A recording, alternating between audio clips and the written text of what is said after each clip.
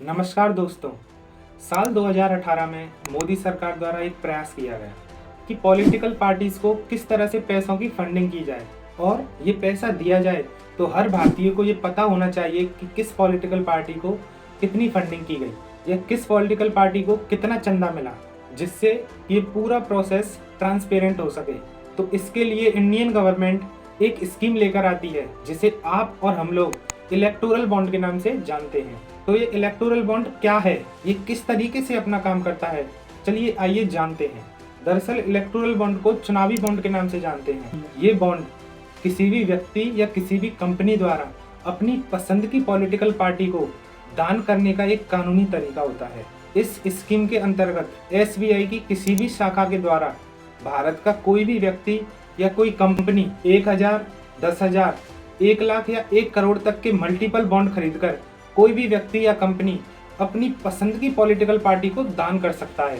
साथ ही भारत सरकार के नियमों के द्वारा इस इलेक्टोरल बॉन्ड की रसीद का उपयोग 15 दिनों के अंदर करना जरूरी था। अगर किसी कारणवश ऐसा नहीं हो पाता है तो यह पूरी की पूरी राशि प्रधानमंत्री राहत कोष में जमा होने का एक नियम था। ये चुनावी बॉन्ड या इलेक्टोरल बॉन्ड एक रसीद के समान था। देखिए, अब जिस भी पॉलिटिकल पार्टी को चंदा देना चाहते हो उस पॉलिटिकल पार्टी के नाम से ये चंदा खरीदा जाता था और ये पैसा उसी पॉलिटिकल पार्टी को मिल जाया करता था। और साथ ही साथ ये बात भी जान लेते हैं कि चुनावी बॉन्ड यानी इलेक्टोरल बॉन्ड का मकसद क्या था।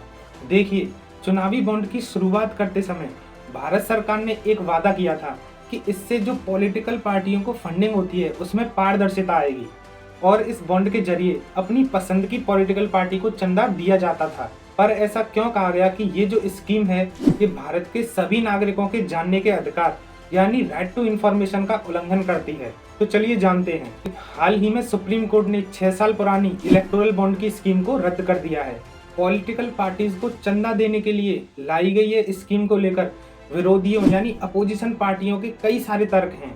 उनका कहना है कि ये स्कीम आर्टिकल 19(1)(a) के तहत बोलने तथा अभिव्यक्ति की स्वतंत्रता का उल्लंघन करती है, जिसे देखते हुए सुप्रीम कोर्ट ने इस स्कीम को असंवैधानिक बताया है। तो वहीं दूसरी ओर पॉलिटिकल पार्टीज को चंदा देने पर भी सवाल उठने लगे हैं। देखिए, कई अपोजिशन पार्टीज का एक तर्क ये भी है कि इलेक्टोरल बॉन्ड के जरिए चंदा देने के बारे में चाहे निर्वाचन आयोग को कुछ पता ना हो, पर फिर भी ये पूरी तरह से प्राइवेसी के दायरे में नहीं आता है, क्योंकि एसबीआई के पास इस बात का पूरा रिकॉर्ड होता है कि ये बॉन्ड किसने खरीदा और किस पॉलिटिकल पार्टी को दिया गया। इसलिए अपोजिट पार्टियों का कहना यह भी है कि जो भी पार्टी फिलहाल सत्ता में चल रही है वो बड़ी आसानी से किसी भी पार्टी का डाटा निकाल सकती है। तो हमने जाना कि किस तरह से इलेक्टोरल बॉन्ड हमारे देश के अंदर काम करता है, और इस इलेक्टोरल बॉन्ड या चुनावी बॉन्ड के बारे में आप लोग क्या राय रखते हैं, हमें कमेंट सेक्शन में बताएं। धन्यवाद।